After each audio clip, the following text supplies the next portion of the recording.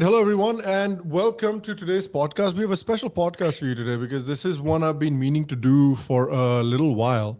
Uh, since I live in the US, I'm been trying to get familiar with the diaspora here. I have certain ideas in my head about the diaspora. I feel like people in India also have certain ideas in their heads about the diaspora population, particularly in the US and in the West in general. So I think we'll talk about that, some of the issues related to the diaspora and what it's like in the US. So to help me navigate through the conversation, I have Vishal, Anang, and Mukund on the show today. So welcome to all three of you guys.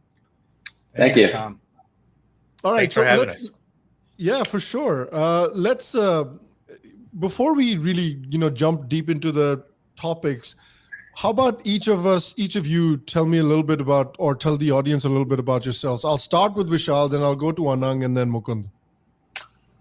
Thanks. Yep. So my name is Vishal. I was actually born in the U.S. In Arizona, but I grew up in Texas. I live in California now, and I'm an attorney by day, but I also run Hindu History. It's at Hindu History. Oh, I thought you were going to say you're Batman at night.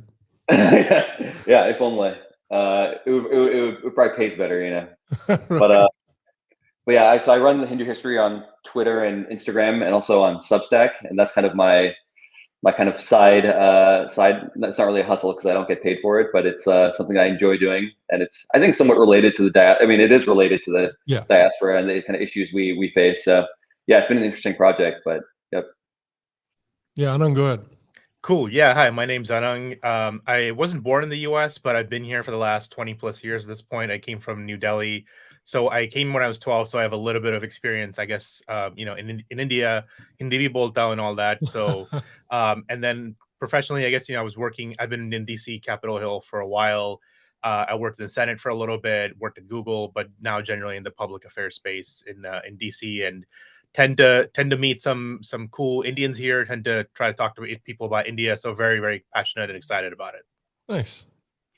Yeah, my name is Mukunda. I was an attorney. I'm a recovering attorney. I'm an executive at a tech company, an Indian tech company actually. So that's global. I grew up. I was born in India. I was born in Chennai, but I came to the U.S. when I was like 2 months old. Right. So I fall into a weird category where I'm a citizen, but I can't become president, which sucks. But that's Oh, miss it by everyone's 2 right. months. Yeah, I know. And then I run 2 podcasts. One is Brown Pundits, and the other one is Mirror Media. So we blog, podcast, and YouTube chat, and all that stuff. Really about Brown Pundits is generally everything. We cover all topics, and Mirror Media really focus on the religion, philosophy, sometimes history, and we have scholars, practitioners, and experts in the various religions of Indian subcontinent. Plus, we engage in dialogue with like Christians and Muslims about religion differences, Jewish people, all that stuff in terms of cross comparative and syncretic nature of religion. Right. So, a lot of the, I suppose, question I might ask you would, I don't know if you have, I don't necessarily have data to back up some of it. So a bunch of it might be anecdotal, but let me just start with this one, because all of you have been here for a significant amount of time, much longer than I have. And so what is the Indian diaspora like in the United States, that the people that live here, the people that either moved here, have been here for a significant period of time? What is the diaspora like? Because I tend to see, there are other diasporas, let's say maybe the Jewish diaspora and other countries, Eastern European countries and places like that. They tend to have pretty, strong linkages. I remember there's a very strong Ukrainian community in Chicago where I used to live, and they get together, they do these festivals, and they're pretty strongly connected to each other. Then I wonder what is the Indian diaspora like in terms of connecting with each other? I'll start with Vishal again. So I think it's a good question to start with, and I think the short answer is that it varies very widely, because if you look at the history of Indian immigration to America, it's gone through so many different phases, right? Starting from the early 20th century, the early 1900s, you started getting a lot of labor immigration, especially to the West Coast. You had a lot of people like working on the railroads in California. So those were like a lot of the early kind of Indian immigrants that came to America. And then, the kind of mid 20th century, you started getting the slow trickle of like professionals. And like that was kind of like the first, I guess, what you might call like modern part of the diaspora. Yeah. And so like, and then, like when my parents came in like the 80s and 90s, that was like when you had this sort of like professional class, right? Because after this immigration restrictions were relaxed in 1965, America started letting in a lot of people who were, like in my case, my dad came here for higher education. He came here for graduate school. And you had a lot of people who came here either already had higher degrees in India, or they came here to get college degrees or whatever. And so now like we're in this phase where you have this whole new like influx of immigrants that are like a lot of IT professionals, tech people. So I mean, it's really it's difficult to generalize because culturally there's so many differences, right? Like I think like the kind of class composition of Indian immigrants that came here in the 80s and 90s was very different from the class composition of Indian immigrants who are coming here like in the 90s and the 2000s. Yeah. But I will say that there are some like general themes that I've observed are true, which is that, the way that immigration works in America is that groups tend to congregate where they already have contacts, right? So like you often have these cities where you'll just develop like these little areas of the city where like the community congregates. And then like, because it'll be like, if you're from a particular place in India, you're going to go where like you have a friend or you have a relative that's already settled there because you need like, you want the community support or whatever. Yeah. So you have these like little enclaves of that are kind of dominated by particular groups, I think that's, obviously true of the first generation, but then when the second generation, people are more mobile and stuff like that.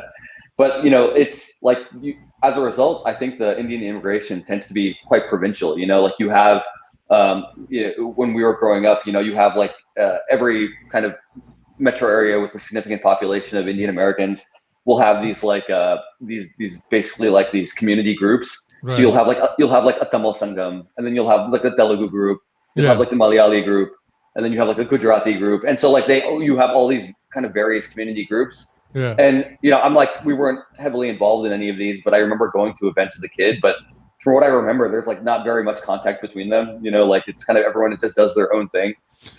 So yeah, maybe that speaks to the kind of contrast that you're hinting at.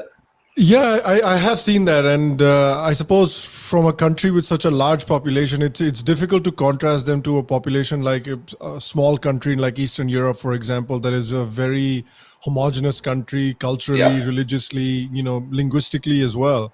Whereas in India, you have like it particularly, I don't know what are the major I think Indian groups that are present, but I think Punjabi is one of the big ones. Gujarati is one of the big ones. Yeah. I'm not sure which one is the big one from the south, but I'm Telugu, sure somebody can educate me. Tamil is the big one. I think Telugu. I think Andhra Pradesh is probably the largest number of. Yeah, so I think that does make it more difficult, as you said. Have you, Anang, or Mukund, anyone, have you guys seen any sort of attempts to bridge that gap, or does the diaspora still tend to stay pretty like within their sort of regional linguistic groups? I mean, jumping on what Vishal said, right? Sure. A few things I think. So I don't know how old everyone here is, but I'll be 42 this year, 43 this year. So most of my life was spent in Southern California, and there can be some regional variations here, right? So like most of what Vishal said is I actually felt the experience that I had very similarly. Then there'd be like Kannada Kuta, Tamil Sangam, all these other communities. But I also noticed nobody from Bihar. There's like 2 people in America from Bihar. No, I think it's me and one more guy I know. Yeah. No, but like we also had like attempts by the various Indian communities to get together to build a pan-India coalition. There'd be one one of the big ones was called in Southern California was called FIA, Federation of Indian Americans. But what occurs is over time, this politics occurs. They split into like different branches. Like communities want control over it. But I think what happened in the 70s. So my dad came probably in 1972, and his family came a little bit earlier. During that period where like there was nobody here, I think people whichever type of Indian you met, you just congregate to. So my dad, from that period of time, has friends from like Andhra Pradesh, Gujarat, Punjab, everywhere, right? But what happened is, I think in the 80s, like there were so many people from your community, your particular community, and this were in like the Sangams and the Tavamandrams and Kannada and Tatana and all these things were established. You had the choice of actually just aligning with whichever linguistic group or a group that you connected to. So you started seeing that demarcation occur along those lines. But at the same time, you would have moments where everyone would get together to build the temple, right? Like we have the temple here in Malibu, the Malibu temple in LA was built by a coalition of pretty much everybody. Like, came together to build that temple. And even though there's a South Indian priest and they did it like a Pancharata kind of methodology. Over time, they also built in like, the Shiva temple, and then you had other temples growing in like that became much more. It's actually interesting to me that even the temples they built out over time, it was very much South Indian style, like priests and stuff. But I mean, that's another point. So I do think like you started seeing a fracturing occur in the 80s between these communities, not in like a mean way, but just because you can speak your own language with people again. You have your customs again with people. You had Bhakta associations, Patel associations, all coming up in the 80s. And then, from my experience, after a certain point in time, probably like mid to late 80s, I wouldn't spend time with other communities that much anymore. It would just be like your insulated communities, whether you were doing your family was doing Bharatanatyam, Carnatic music, or whatever, right? The only time I think I really started connecting more with like other communities and really got a sense of how diverse Indians are was college. Honestly, like getting to college and meeting people from Bihar, from different parts of the India, and then being like, wow, like this is interesting stuff. Understanding the difference between Chobis Gam and Panchgam and Gujaratis. I didn't know this stuff like this. So I think there's like clearly, and like Vishal said, there's a history here that of like really of the communities trying to navigate their lives here, and I think it's very fascinating. I'm sorry. Yeah. No, the reason I was asking these questions is because I want to, tie this with something that's going on in India, and we'll talk about this a bit later on. But what I also wanted to talk about is I was talking to this with Vishal offline as well, and that there seems to be, obviously there's these, like Mukund and Vishal said, that there's these groups that people split into to an extent, but apart from that as well, there seems to be this like generational difference among Indians, especially between the Indians that moved here and Indians that were either born here or that were raised here. And I have noticed it to an extent. I wonder if, Anang, you see a difference as well, that I feel like the Indians that maybe moved here are slightly more connected culturally than the Indians that may have been raised here. Yeah, I think so. I mean, I think generally a lot of the Indians who move here miss the homeland, even if they didn't really care about those kind of issues before, or even cared about, being religious before.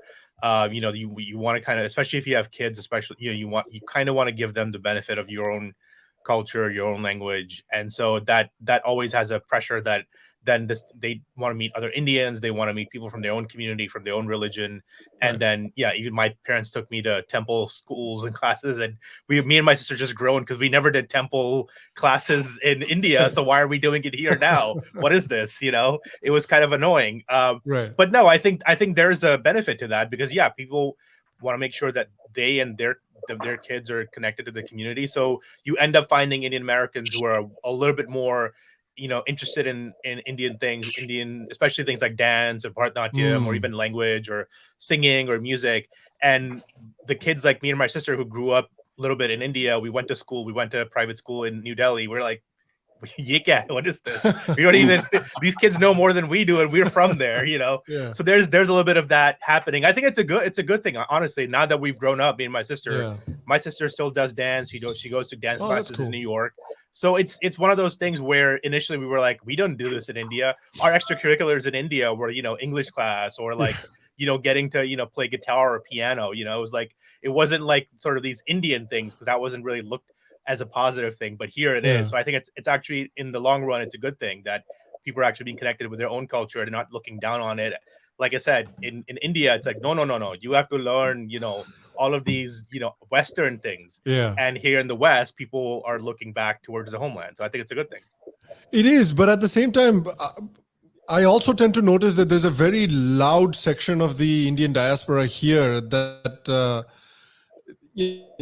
that's very close to that's a lot closer to sort of the woke ideology well, and a lot of other people as well. And I think nobody exemplifies that better than, I don't know if you guys are aware of this Twitter account called Saira Rao. Yeah, I just saw that. Which, honestly, sometimes for a very long time, I felt that. Do you guys know? Are you guys familiar with the Titania McGrath handle? Yeah, I think so. Right? Yeah. She's like this fake white lady who like always complains about like the most basic woke shit, and it's like a parody account. And for the longest time, I thought Saira Rao is like a parody account, but apparently she's real. No, she's real. Real. She's like a real person. Real. Yeah. She ran for Congress, I think, or like state assembly. Did she really? No way. She ran for public office. Yeah. Oh my God! Somebody should have told her. No. Yeah, not to be super mean, but she exemplifies the Indian, the immigrant, ethos of she is brown skinned, but she basically speaks like a affluent white liberal female. I mean, she's right out of Sarah Lawrence or Vale or any of those places where she might as well just be. I mean, I've never heard her talk. I would bet that she has like the most Southern California, Well, speaking of the sort of white liberal woman, she's apparently she's up to the same grift that what's her name was up to, the Robin White DiAngelo, where they organize these programs, where they organize these dinners, where they get to invite white women, suburban women, and teach them about how racist they are. So it's essentially the exact same format as Robin DiAngelo's. I mean, brilliant. This stuff is like batshit crazy, honestly. Like, I mean, it's not like, growing up in this country, we all, I feel at some level, we all dealt with racism, but obviously not the same level as like a lot of Black people, but we have a different form of racism that we deal with. But I also think like, going to what Anang and you were talking about earlier, what happens is I feel like the people that were raised in the US of Indian origin learn the cultural stuff in terms of like, let me do Bharatanatyam, let me sing a song, but they don't learn the fabric of what like being Indian or the Indianness or the Hindu culture in that sense really is, right? They don't learn the deeper aspects, like Indian politics, for example. They don't learn it. Like, and even when they go to India and they spend time in India, it's fucking bubbles, right? It's a bubble of my family. I'm only stuck in like see my grandparents.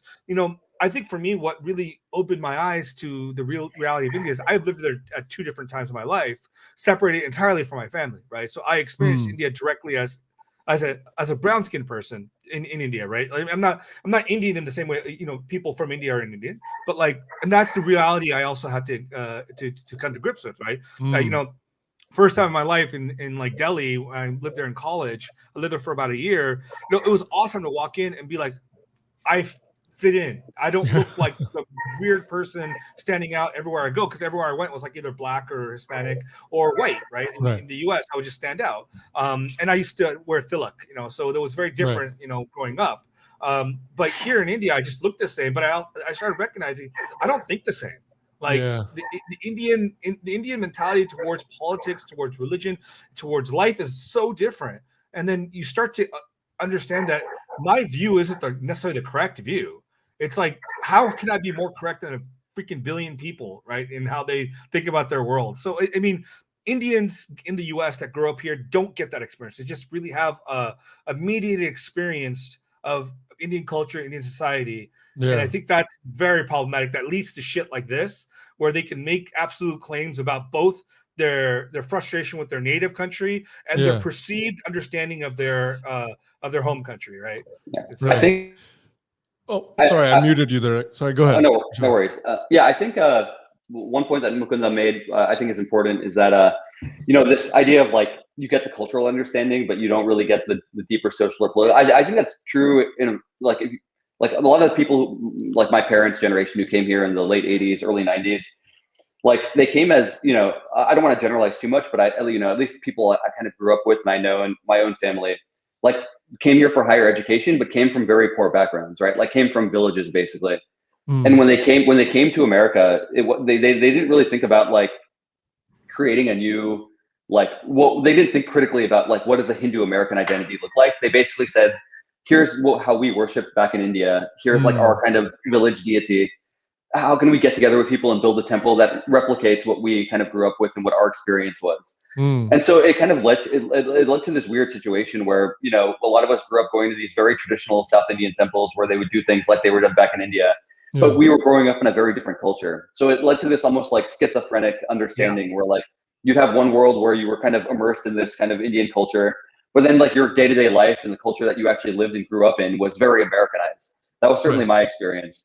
And so there's like a lack of integration between the two. And I think what happens, like Saira Rao, I mean, she's a clown, but she's like an extreme case, but I think like, I enjoy her very much. Let me just put that out there. But like they're like the more like common thing I think is that you have a lot of like, this is kind of like the quote unquote South Asian identity, right? Yeah. Is that like I think a lot of people in my cohort that I see, like they reach a point where they try to kind of integrate these two sides of themselves, but they don't have the kind of like political or social understanding to do so. So what happens is that they start kind of like transplanting this American ideology, like Indian political views and social views kind of become a subset of broader progressive American ideology, if that makes sense. Yeah. So they kind of subordinate like their understanding of India to their kind of American political identity, even if they separately have like some sort of strong cultural Indian identity. Right. I think that's kind of what's going on.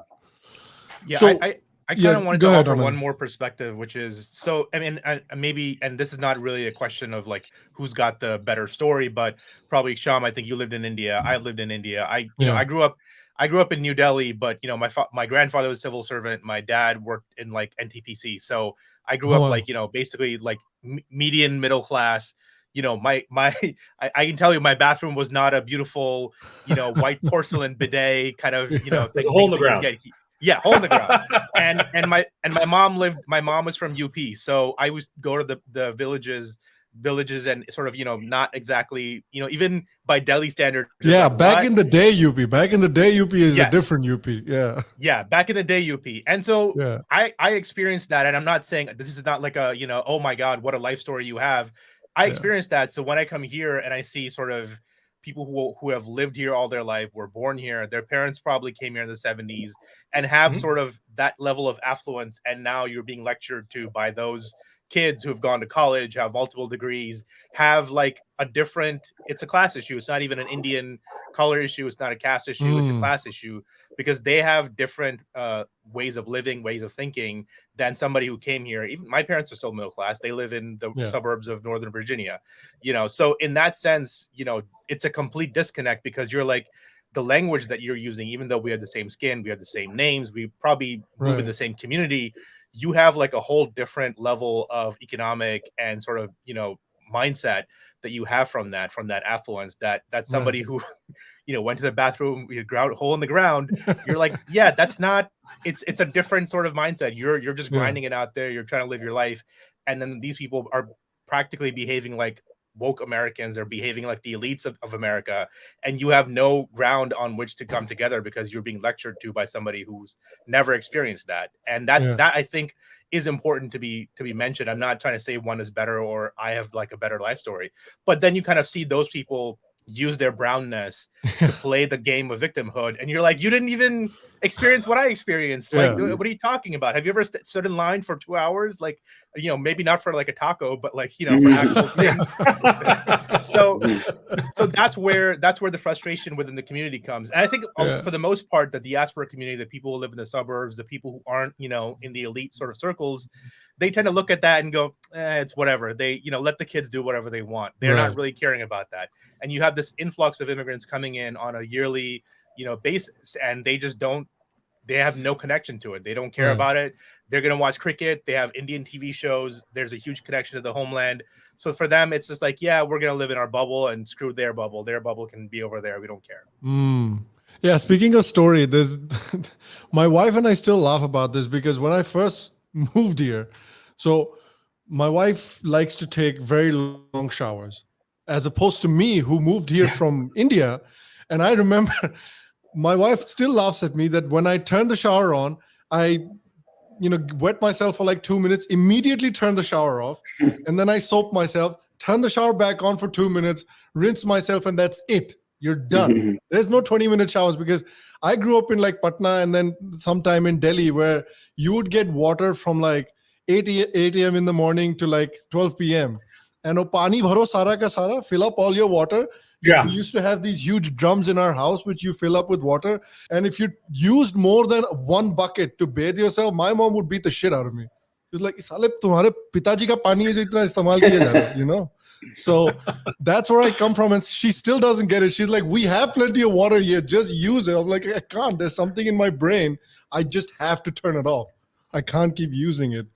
But so you were talking about these, the people that grew up here, they have a completely different life experience. But the three of you also, mostly grew up here.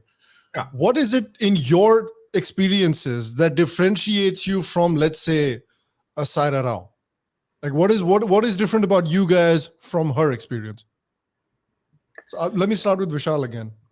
Yeah, so I don't know, because I people have asked me this like question Vishal, before. he lives in what, California? He has every reason to be a psychopath.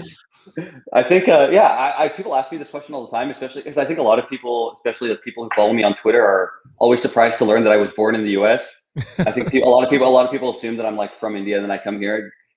But I don't know. Like I think like for me, it seems like it was pretty idiosyncratic. Like in a lot of ways, like I think I'm almost like I feel like my path was I'm almost like an Orientalist in a lot of ways, like because I grew up fairly like Americanized. I grew up mostly around like white people and Asians Right. in suburban Austin, but like I was, we like my parents are fairly like culturally traditional, I guess, and so that was always part of like home life.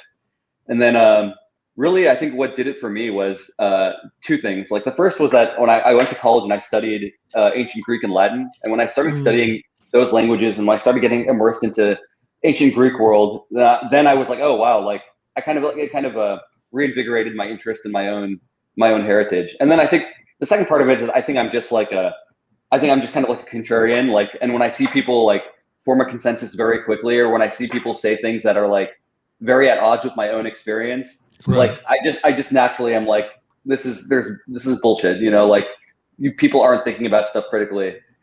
But like I think I will say like for my generation, like, I would say like, I'm in my early 30s, millennial, second generation Indian Americans, like the vast majority of people in my sort of cohort are not like woke. They're just apathetic. Like they just don't, they like all the India stuff to them is just like, it's not part of their daily life experience at all, like they'll go like celebrate the big holidays. Are they political when it comes to like US stuff? Yes, like they're Okay. like, they're basically like standard, like, as you'd expect, like just Democrats, liberals, that's not true of everyone, but I think that's, Indians are overwhelmingly Democratic voters, and that reflects in my own personal kind of cohort.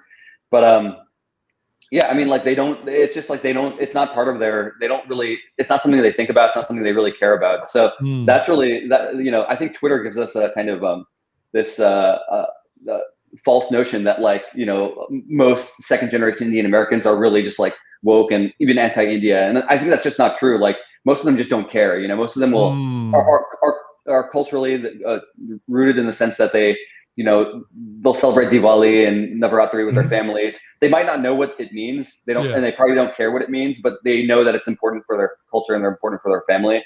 But politically, they just are not like, they're not plugged in at all. What about you, Mukunda? What do you think is the difference between somebody like you and somebody else like you that grew up with the same experiences as you, but turned out very different? I mean, probably, in some sense, partially it's kind of like Vishal, right? Like, right. There's, I studied Greek and Sanskrit in college, but addition to that, I think like my dad and my mom were very they taught us a lot, right? From my sisters are more like me than they are like talking about like Sayara Rao, right? I mean, not my sisters are like super into like Indian culture nowadays. They're much more like probably what Vishal is saying is they don't care. They're just neutral to like all this stuff. They just kind of want to live their lives, right? It's not really like oriented towards understanding the Indic or trying to bridge the worlds. Maybe now there's some of that because my sister had kids. So they're looking for that, you know, cultural influence into their lives. But I'd say for me, it's just really been the more and more I've seen Indian and the West, and then Indians in the West relate to, first of all, Hinduism, and secondly with India. I just get really upset about it. Like, I just think it's such a disservice to like any truth, trying to find any truth or any sort of like, they don't give it a fair standing. It's always from a perspective of like, well, it's all caste, cows, and curses. Usually, you know, it's that comment. And like, for example, like I have a lot of people in LA that I know, you know, just because I'm here, like that are in the entertainment industry, and it's always about brown representation. But one of the questions I ask myself is, what the fuck does that mean? Like, does it just mean I have brown skin? I just want to see more people with brown skin on TV? Or is it like I want to see more people of my culture represented and the intellectual history or anything of this stuff represented? And for the most part, it's just brown. Like, you know, like let's just get more South Asians on TV. And I'm like, okay, but like even when I talk to these South Asians, it's like, what does South Asian mean? I mean, or what does Indian mean? Like, you know, we use this ubiquitous term South Asian, but it's just as a you know, pointless as a term like European, right? You know, like what does fucking European mean? Right? In what context are you? Italians are as different from, you know, French as, you know, like Indians are from Pakistan or Bangladesh. So we're very, very, or even within India, right? So I just find the inability of, especially, and I hate to say this, mostly what I've noticed is upper caste women in the U.S. Diaspora making comments, always hating on everything connected to India or Hinduism and just like even America. God, half the time it's like, I know America's not perfect, but it's not the shithole country that you're talking about. Like, honest to God, and India is like, I had a friend of mine just boast how like Modi's genocidal.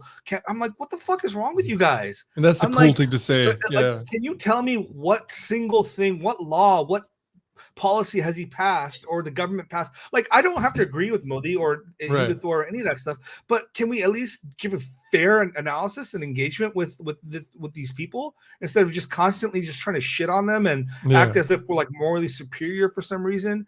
Like, of course we're morally superior because we don't have to make any fucking decisions about life. Like, you know, honestly, when it's like people forget, like, you know, when you have a certain amount of power, you're going to have to make some shit decisions.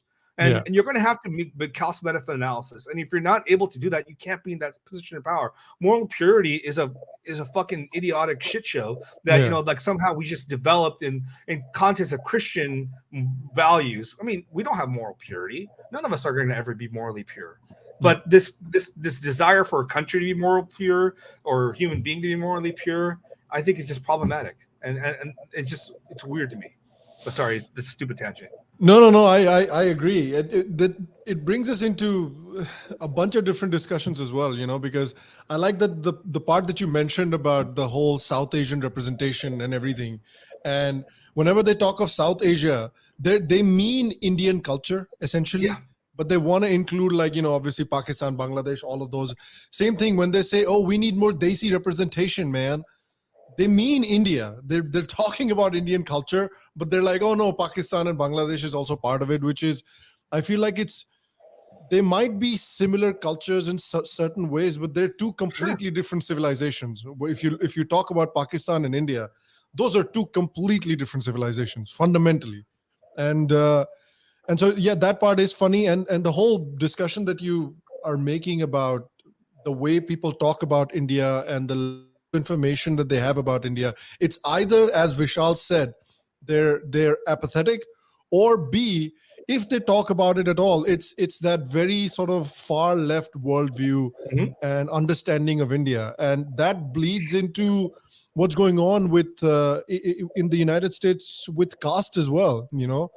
There's a lot of talk suddenly about caste in India. You have these equality labs that's been invited to, I don't know, all kinds of like Silicon Valley companies. Google thankfully put their foot down or whatever, but who knows how long that's going to last with Google as well.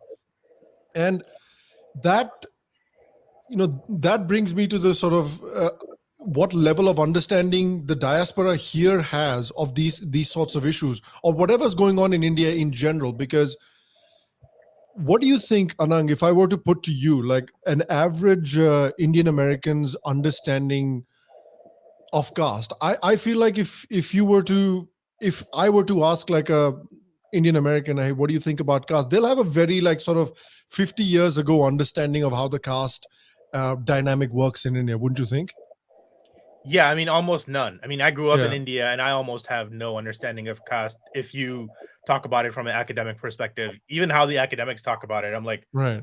I this is like beyond. This is like we're talking like nuclear biophysics or something, and I have like no idea of any of that. Because like in India, like there was, I mean, like I said, my experience might be different. I grew up in New Delhi. I went to school in New Delhi. From time to time, we would go to the village every summer. So you would know about, oh, this is that, this caste's area, this caste village, or that part of the area belongs to these people. But you wouldn't, there was nothing beyond that. There was never, like, there's this idea that like every moment of every waking life of Indians is all about exclusion or where you fit in the hierarchy. And I'm like, we never thought about any of that. It was like, are you going to school? Are you getting grades? Like the day-to-day average life, it doesn't suck, but so many things in average life in India are so much more important than thinking about caste, especially in school. I mean, there were people from all over India in my school. It was a private school. I would say probably 50% North Indians, but a lot of my teachers were all South Indians. There were Muslim kids in the school. There were Sikh kids in the school. There were Christian. There was a girl from Egypt who was Christian, but she had Indian background. So I guess she was living in India. Like there was all this kind of mixing of whatever you want to call it, communities. And so you just never thought about that. It was just like, oh, whatever. Like, oh, I guess you eat meat. I don't, because my parents don't let me eat meat. So there was none of that awareness of caste that is so. And even a good example, and I think Vishal and Mukunda would agree, is that a lot of the discussion around caste in America is really is informed by the discussions around race. So it's all of the 100 years of segregation and racial past in America that is now being taken and transplanted onto the caste discussion and is being taught and treated as if it was the same thing, and it's not. And that's where a lot of Indians from the diaspora, or even Indians who are some level of understanding of their culture, are like, I don't get this, but they sort of understand that this is how people are talking about it here. So then they try to stretch that truth, so that people in America can understand it somehow. Oh, well, this is what caste really is, or this is like an example of caste. And that's like, but it always just comes back to trying to explain it through the racial lens of America, segregation, Jim Crow laws, separate colored bathrooms. And so caste discussions always go in that direction. And for the most part, I'm just like, this is such a giant morass and mess that there's no way to have a proper discussion about it. So most people just go, yeah, I think I'm just going to ignore this and move on. Yeah, it is tricky, because you're right. The way caste is talked about in the US is talked in these very racial terms, the so-called upper caste, whatever, Brahmins, Rajputs, they're the white people of India. And this is how they've behaved with the so-called black people of India for centuries. That's, the discussion gets boiled down to that. And now I feel like there are increasing attacks, on even political leaders, people that want to run for office, even in India. There's a lot of attacks on them based on, oh, what is your caste? Oh, if your caste is this, then, or you probably have this history of oppression and things like that. Audrey Trushkre being one of the sort of prime candidates of that kind of nonsense. But how do you approach this discussion in the United States? Like, if you were to tackle this caste discussion, Vishal, how do you even go about approaching it? Because, like you said, a lot of the Indians that live here, or the Indian Americans that were born here and live here, they're either apathetic or they don't know enough about what's going on in India. And you really have to have been following how caste is being developing, or how caste relations are developing in the last 10 years, how there's this coalescing of Hindus, apart from their caste as well, at least politically, if you look at the last 10 years, caste has to an extent become secondary over certain other bigger concerns, whether it's Hindutva, whether it's, financial inclusion, whether it's economic development, things like that. The more urbanization, happens in India, the more these caste barriers will only continue to break. If you look at the BJP and its support base, the BJP is always called this upper caste Hindutva party in America. But you look at their support base and it's like majority OBC and scheduled caste. That's the majority of their support base now. So for people that aren't even a base in India, how do you even approach this discussion? Well, I think that the discussion in America really doesn't have, I mean, I think that there might be like it's often framed as this sort of like relating to Hindutva and fighting against Hindutva, but I really don't think it has much to do with India at all. And this is one thing, Sure. I mean, Anang referenced this in his comments, and I think it's an important thing. And in Hindu, a good opportunity for me to plug Hindu history, but it's been really interesting for me to see, like, so right now, like, I'm looking at like the early 20th century, and I'm looking at a lot of these like responses to Indian immigration, labor immigration to the West Coast, and it's remarkable how far back American discussions of caste go. Like, this is not, I think one thing to dispel is that this is not like a recent thing. Like these like American discourse about caste really go back, not, I mean, even the 20th, like early 20th century was definitely there, it was very prominent. It goes back even further. Like from the very beginning, like you saw American newspapers talking about caste and the caste system in India.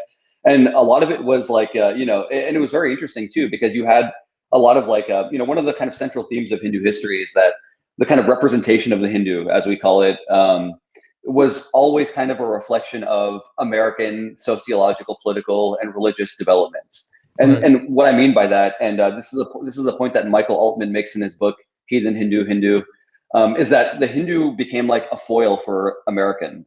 Like if everything that America came to stand for in the early 20th century, late 19th century, everything that the American was, the Hindu became the opposite of that. Right. So like the American was like an egalitarian, Protestant, democratic, enlightened person. The Hindu was like a caste-ridden, hierarchical, pagan, heathen. Right. And so like the kind of representation of the Hindu became an important tool in American identity formation during this period. And this is why, like, even if you look at school textbooks in the 19th century, like the school textbooks would talk extensively about the Hindu and the caste system. And, like, this is how the Hindus live. And this is why it's so different from how Americans live. So this has always been a part of kind of American intellectual and cultural discourse. And so when I think about this issue, like, I think it's really important to kind of divide the issue, right? Like there's you can divide it into two parts. Like there's an empirical question and then there's like the narrative question, right? Like the empirical question is like, look, like there are a lot of Indians in America, and we have to ask the question honestly if caste discrimination exists. And if it does exist, then you have to have an honest discussion about how to fix it, because everyone agrees that it's a bad thing. Yes. And so like when it comes to the empirical question, like, there isn't that much data, but the data that we have is, so the Carnegie did this Indian American attitude survey in 2020. And they surveyed like, I think 1,200 Indian Americans. And they found that 5% of the people they surveyed reported experiencing caste discrimination. And the people that they reported that discrimination from, I think it was like evenly distributed between other Indians and also surprisingly non-Indians. So like non-Indian Americans. So, like it's there, I recognize my experience is not going to be representative of, other Indian Americans. So like, I'm totally open to the possibility that it's an issue. And so if you establish that, then we can have an honest discussion about the solution. Like now I think there's this discussion about whether these claims can be heard under Title VII. Like that's a whole separate discussion. And I think it's an important one to have. But you can accept that it's a problem. For people that might not know, could you just explain what Title VII is? So Title VII is basically a civil rights statute, and it's used to like it's a federal law, a federal statute that basically allows you to bring anti-discrimination claims. So like employers can't discriminate on the basis of like, I don't remember all the categories, but it's like race, religion, color, national origin, And so there's some people who think that caste should be added as a separate category. Other people say that you can actually hear these claims already under like national origin or ancestry. Like we can have a good faith discussion about that. Like what's the best way to go forward? The thing is, it gets complicated because in order to prove a Title VII claim, you have to prove intent. And the fact is that, as a lot of us have kind of indicated, as Anang mentioned, like and this is where the narrative part comes in, right? Because like if you listen to the Equality Labs people, they'll say like caste is integral to Hinduism and everyone is obsessed with it. Like that's the picture they're trying to paint, that like it's at the center of every Hindu's life. Like they're always aware of it. They immediately know what caste you are. It's just not true. It doesn't. And even like that same Indian American Attitude Survey, they asked people basically to identify with the caste. I think it was, I don't remember the exact numbers, but everyone should go look it up. I think for first generation arrivals, it was like something like 50% of people identified with the caste group. With second generation people, that number dropped to like 34%. Yeah. So like identification with the caste group, like the longer you spend in America, it's just going to lose relevance more and more. And so this idea that it's just like, that's even if you retain your religious identity, right? Like a lot of the people who don't longer identify with the caste group still identify as Hindu. Yeah. Right. So like this idea that it's integral to the religious practice is just, I think, empirically false. So I think that it's important to kind of, partition the empirical question from the narrative question. On the narrative question, I think it's really important to look at the history. And that's what I'm trying to do with Hindu history, and try to understand what is the history of the discussion of caste in America? What are the different contexts in which it arose? And to talk specifically about the labor issue, like in the early 20th century when Indians were coming in larger numbers, it's remarkable to see the role that caste plays in trying to build domestic opposition to Indian immigration. Because they basically said, like, look, these Hindus are coming over from India. They're all like caste ridden. They won't, with the big concern is that they wouldn't assimilate. They basically said like Hindus won't eat with you because they don't want to lose their caste or whatever. Yeah. So like, to me, this is part of another chapter in a long story of how America dealt with the arrival of Indians on American shores as the narrative question, right? Like, I'm not denying the personal stories or the experiences of other people. That's the empirical question.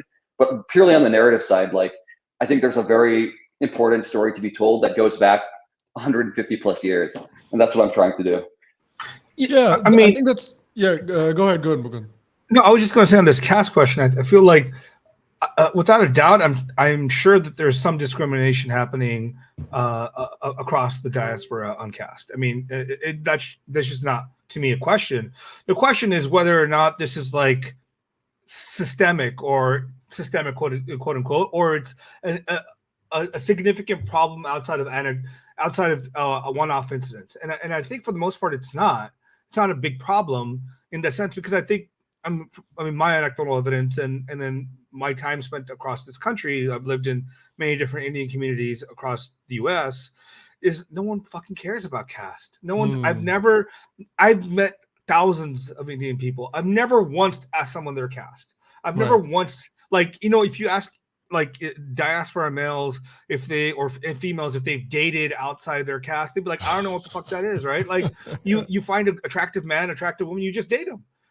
There's no sense of like, okay, well, I have to marry XYZ, I'll put it this way. Sometimes I do think the first generation deals with this issue, like more so like than the second generation that grew up in this country. Right. Is like, I think the first generation might have a sense in their head, okay, I do want someone to marry like a Tamil Brahmin or a Tamil girl or whatever it is, right? But I think that quickly gets dissuaded out of their heads when their children bring other people home, right? Like in my family itself, I can tell you, like, amongst caste marriages, like there's like 24 of us, four people have married within their community of like Tamil Iyengarness. Everyone else is married, like, black people, white people, different other communities. Like, it's just, I don't think it's that big of an issue made out by Equality Labs. I think it is a narrative driven, because part of this is driven by the fact that, number one, they need to make money. At the end of the day, Ted Murray Soundarajan has to make money.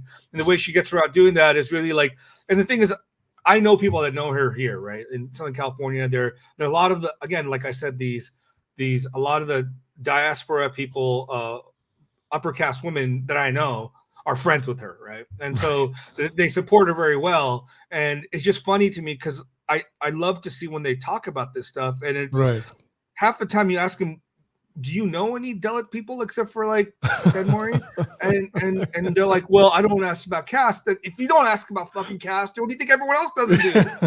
Like no one else thinks about this shit, right? At the end of the day, it's like, are you like, do we vibe at a cultural level? Do we vibe at a personal level? Then I don't give a crap, right? At the end of the day, it's like, I feel like it's made to be a problem because there has to be some connection to what people must think of, first of all, of Hinduism, and the problem is also connected to how little people know about Varna Jati in historic context, or even in the textual context, right? Like if you talk to anyone, they'd be like, "Oh, this is built into Hinduism."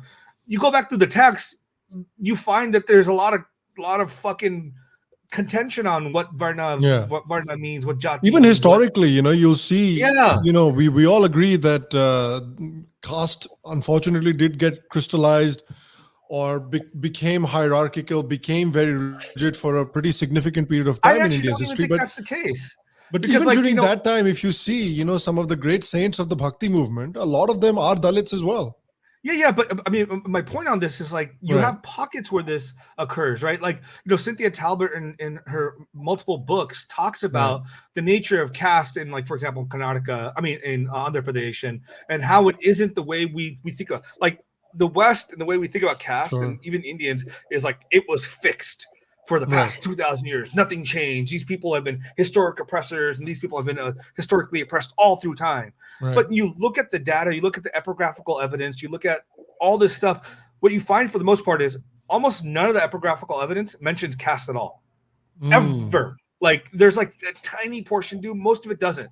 It'll be like even when we had in Andhra Pradesh for 1,000 years, you had various like Shudra kings or quote unquote Shudra kings or whatever it is. What you would end up having is no one talks about the caste. Everyone just talks about, like, I have this kingdom which I have gained, blah blah blah blah blah. But I think even the land grants, by the way, what you would think that would mention people's caste doesn't talk about caste, right?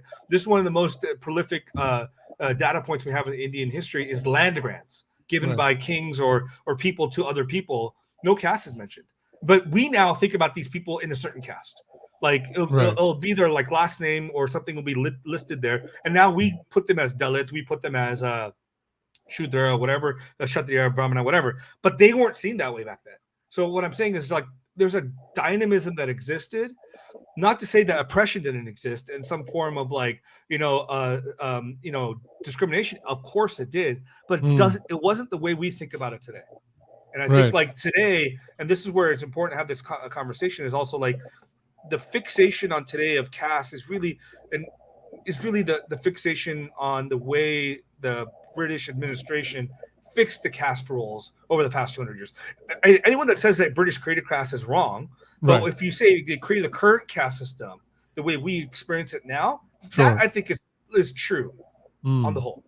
Yeah. And people don't understand any of this stuff, by the way. Like, you ask them about this stuff, they will not have a sense about everyone will talk about Manu Dharma Shastra, but they won't talk about the commentaries for the past 2,000 years when people talked about Manu and how they talked about Manu and how they interpreted. Like, there's a dearth of understanding, like, how the Hindus viewed their own text. We did not view our text like the Bible or the Quran, like fixed in time, So I actually want to. I do want to mention something there, because I think we can have the discussions about caste, and the history and the commentaries can continue for the next 100 years. I think it's going to be amazing, and I certainly want to learn more and more from it. But I think, to bring it back to a little bit of what Vishal was saying and what even Mukunda was saying, a lot of these elite concerns and the liberal concerns about caste, I think, should be understood in the context of Protestant, especially the monotheistic version of Christianity, Protestantism, because from the beginning, America has been divided along the north part, which was Protestant, and then from Maryland downwards, southern agrarian culture, which tended to be more Scots-Irish and Catholic. And so the elites, the Protestant elites, have always sort of been the tastemakers, the sort of the top people at the top, and they've always determined and defined how discussions about religion should be had. And so even what Vishal has documented through Hindu history is that a lot of the early talk about Hindus they were really using Hinduism as a way of beating down Catholicism, because they were like, well, we're monotheistic, we believe in one God, and look at these dirty Catholics, worshiping saints. They're pretty much like Hindus. They're polytheistic. They have all these saints, they have icons. And then that continued on into the late 19th century when concerns about immigration started to happen. So then that became, again, the sort of the concerns about, Catholics and Catholic immigration, because immigration started coming from Germany, from Italy. And so then it was that again sort of turned into, well, look at these people in their own communities. They have their own laws. They drink. We don't drink. They drink. It's so weird. And then all of a sudden we get prohibition, right? Right around 1920 is when prohibition happens. And that's when the large masses of Italians and German Catholics had immigrated to America. And all of a sudden these Protestants go, well, we can't let them have that. So we're going to end drinking in America. And that ended up not happening. But my point is, it was always that sort of Protestant liberal idea that we determine what is correct and what is bad or what should be looked down upon. And that has continued now after, I think, a certain point, Indian immigration started upticking in the 60s and 70s. Now we have this huge diaspora. It's very affluent. And now all of these affluent liberals who still have that Protestant mindset, though they may not say it, they may not even be Protestant, but it's still that grain, that seed is still there. And so they look at Indians now with that same sort of vision, which is, look at these people with their weird practices and temples. They're not going to say that. They're not saying it exactly in that way, but they're using their politics to beat down this immigrant diaspora culture that says, no, you can't have this. This is how we're going to define your culture. I think that needs to be pushed down. That needs to be pushed back by the community. And, I'm a Republican, but I will stand, side by side with Democrats, libertarians, anarchists, whoever it is, as long as they represent my community in the right way. That for me, that's important.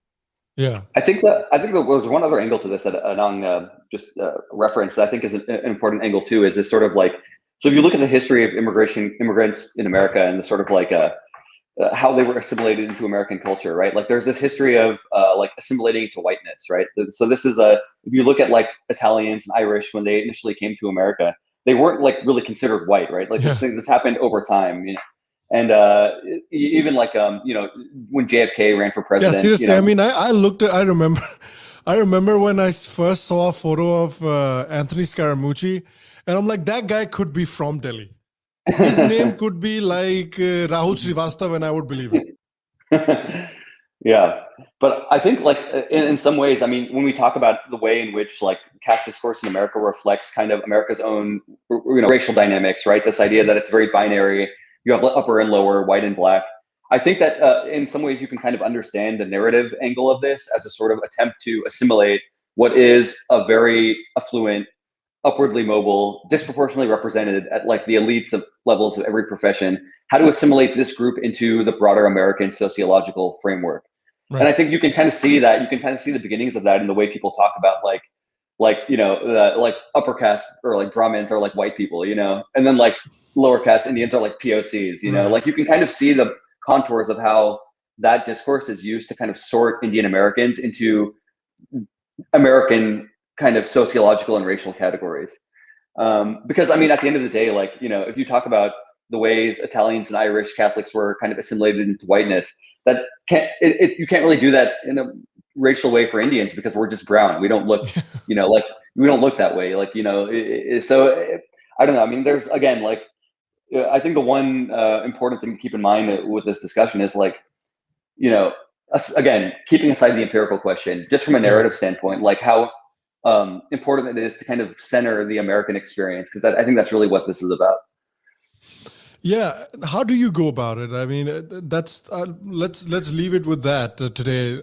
How do you go about maybe having that discussion in a better way? Especially since Mukunda was talking about there's a certain section of the population, a very vocal, a very visible section of the population of the Indian diaspora that does subscribe to a certain ideology that aligns more with people like Equality Labs, that look at India a certain way, that looks at the diaspora a certain way. And, Vishal, you were saying earlier that the India doesn't necessarily factor into the discussions around caste in India that much. But what I have noticed over the last few years is that prominent Indian figures, when they do get attacked in the United States, the attacks are almost always based on, oh, so-and-so person has this connection to so-and-so person in India, or supports so-and-so person. And in India, this other so-and-so person is a fascist, and all of those words that Mukunda used to describe these people.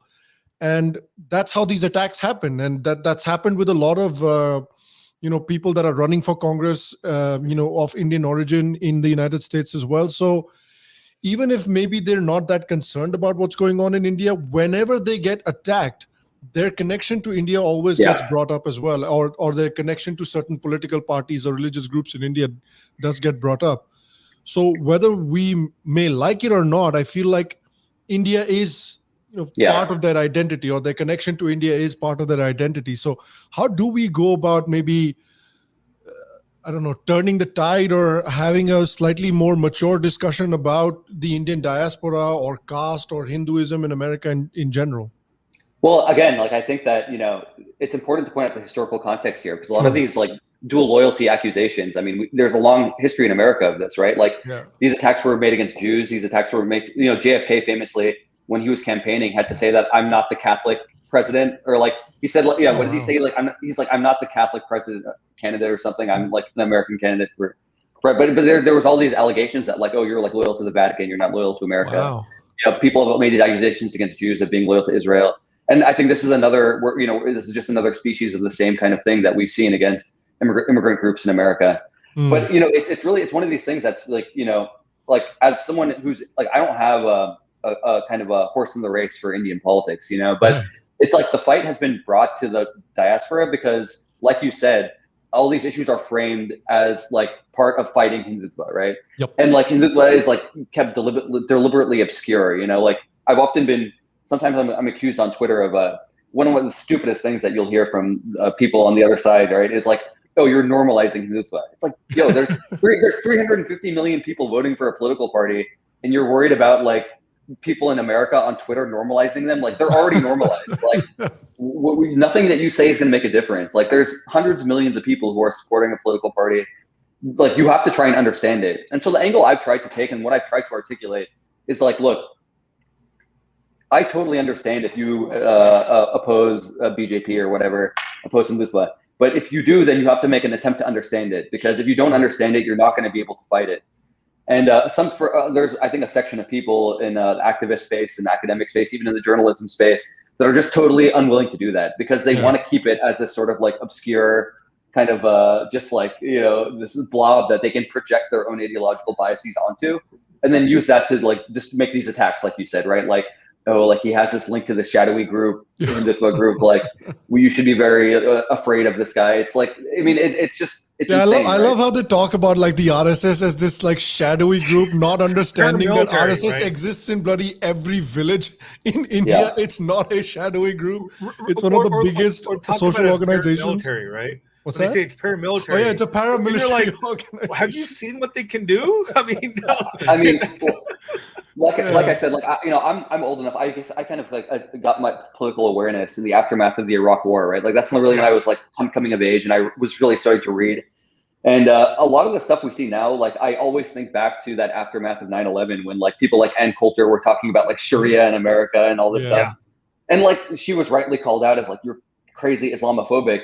Of course, now we see it on the other side from people who, just in those years would have been calling her out rightly for her racism and for her, but now it's the same thing. This creeping Hindutva in America has become the new Sharia, it's but it's coming from journalists, and it's coming from academics, and it's coming from quote unquote respectable people. Not not the drudges of Fox News or whatever. Yeah. Well, the problem is goofy looking RSS guys doing sort of a march, and then you show the same people ISIS, rallies, and they're no, we can't talk about that. But RSS, yes, these guys, they're the worst people. And bunch of people doing yoga in their shorts and doing a couple of exercises with a stick is a paramilitary organization. My goodness. Yeah. So, but here's the thing. It's so I think, Vishal, part of this is, even though people are talking about it now, there has been activism about this for the past probably 10, 15 years. Originally, probably right after the Rama Jannabhoomi issue, that's really when BJP got some limelight. And then there's just been this slow undercurrent of activism that's been churning out article after article, which these guys now refer to constantly, right? This. One of the biggest, I think, boogeymans they they tend to use is RSS and BJP were created by Savarkar during the 1920s in the time period where nationalism of Germany and Italy were happening. And you're like, you fucking morons. I mean, this is what blows my mind. You guys will sit here and talk about how the Democratic Party shifted from in the 1800s from the party of slavery to the party of like protecting and going after protecting minorities, but you won't say the same thing about these organizations created in the 1920s that had a different view about nationalism, that didn't necessarily, they took the terms used in the European setting and applied it to the intelligentsia of their time in India, right? They weren't you won't find anything written in those by Savarkar or any of these people talking about the extermination of anybody. None of their writings talk about extermination, right? And nor did they talk about Who did Savarkar and Lala Lajpat Rai write a biography of? They didn't write a biography of Hitler or like Mengele or anything like that. They wrote a biography of Giuseppe Mazzini, who was like an Italian nationalist. His goal was the unification of Italy, which was the goal of Savarkar. But I think this is the problem: is they still harp on its origins. When if you go back in time far enough for anyone, even America, you'll be like, okay, well, it was racist at some point, but things and people change. So when you look at these organizations changing over time, why are we looking at what's happened in the 1920s and not looking at what's happened in the past 20 years in terms of how these organizations have remolded? Like RSS, I mean, for the most part, isn't involved in this political world. They're really focusing on the social elements of seva and so on and so forth, more so than they are involved in any political. So you want to go back and talk about Neduram Godse killing Gandhi, but that's a different organization from today. And this is like this conversation about this stuff. And not to say I agree with anything BJP does or Hindutva, but I don't know what the term means today. Like the term itself is, like Vishal says, so amorphous. It's just anything that's like apparently anti-Muslim, and there is clearly a section of people in India that are anti-Muslim, and that's a problem. But for the large part within the BJP and Hindutva, even when they, like you said earlier about it being an upper caste, what they call it, most of his fucking officers are fucking not Brahmins or upper caste. Modi is a OBC. The new president is like a Dalit. I mean, there's this entire framework. Even the president of the BJP who I interviewed back in 2000, Bangaru Lakshman or whatever, was a Dalit, right? So there's been this mass change of the political group from being at some point truly an upper caste organization in the 70s and the 60s to being in the 2000s and 1990s a very pan-Indian, pan-caste, religious organization. And I think this is like the problem is like people don't want to talk about that. They want to talk about these isolated incidences of Godakshikas and these the CCA, and without even understanding any of this stuff, right? It's been turned into the way they use like white supremacy. It's been turned into like this nebulous term that could mean literally anything. And white supremacy is a very real thing. Racism is a very real thing. Similarly, Hindu extremism can be a very real thing. Absolutely. But when you start calling everything Hindu extremism, it completely loses its meaning. And that's, I feel like, what has happened. And the thing is, I'm semi-leftist, right? I'm more liberal than I am like conservative in many ways. But I just look at many of the left people and I'm just like, you guys are batshit crazy on this. Like honestly, like if you want to compare India to freaking like Pakistan or Bangladesh, where there's definite pogroms constantly against Sikhs, Hindus, Christians, and you want to put them at Afghanistan? You think Afghanistan at this stage is more protected? Like RSS is the Hindu Taliban is a common one. What is going on? That one. That one's lovely. This world is batshit crazy.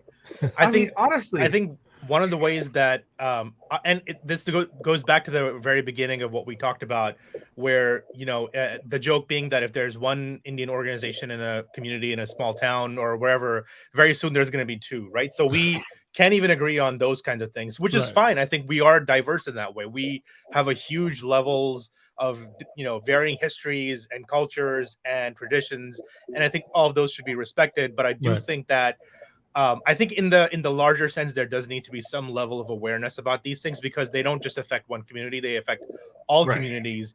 So I think the way to fight back against some of this, these sort of calumnies against the Indian community as a whole, is to have a larger sense of awareness. And it's also to, we were talking about Clubhouse a little bit before. Last year in Clubhouse, I was talking to a lot of Indian students who, go to school here, and they see these, rallies against Hindutva, wholly against Hindutva, this Diwali is inclusive for all people. And it's like very, very much directed in a political way. And that's fine. If you're doing it on campus, go for it, man. Hopefully you get, 2 people showing up, and most of them are white people anyway. So that's fine. But I think there does need to be this understanding that, in America, especially, campus politics has infected all politics at this point, right? Yes. All of these intramural wokeness, they all emanated from college campuses. So for the Indian community, not to survive, but in the sense of having our own traditions respected at the very least, we're not saying you have to show up for Holi, but you cannot just call it Holi against Hindutva and accept that Indian community is going to say, yeah, go for it. Great. We applaud you. Like that, I think does need to be some pushback against those kinds of, this is basically you're crapping on our traditions. You're using our traditions for your own politics, not acceptable. And I think that kind of pushback does need to happen. And whatever organizations that are out there, I'm sure there's like 10,000 Hindu organizations. They do need to actually, like have no, that's the sad part. I wish there were, right? But that's what I'm saying is like a handful. Even the ones that are out there, I don't hear much from them, and I'm pretty active on Twitter and the general space.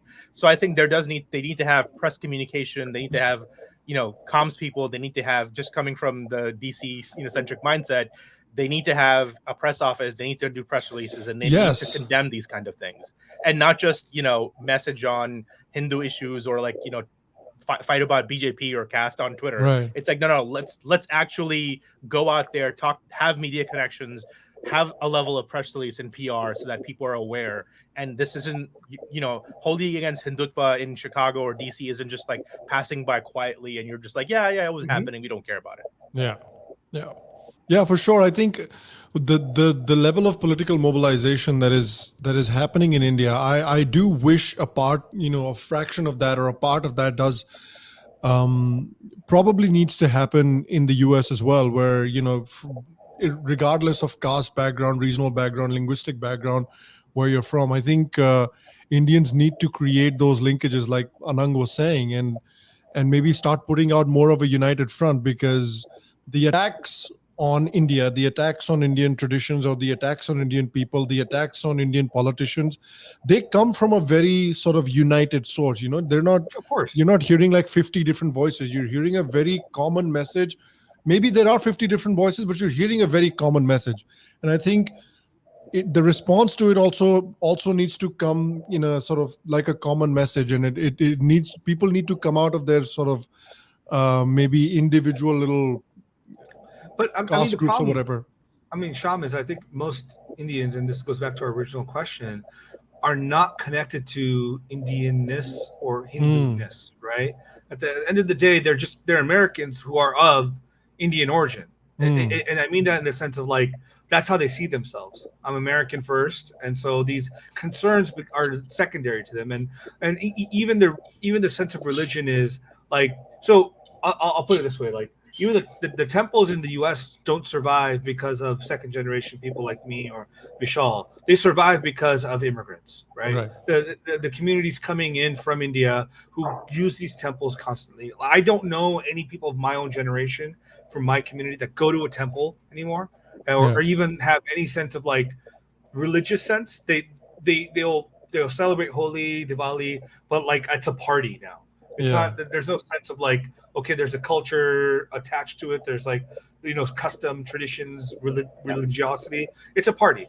It's a reason to have people over, to drink, to hang out, to do that kind of stuff. Yeah. So I think there is there's a disconnect between, That's a good observation. And I think I would make a recommendation for people who are, I know you have a lot of Indian listeners. So if you're interested in kind of an anthropological study of second generation Indian Americans, there's a great show on, I think it's on Bravo. It's called Family Karma.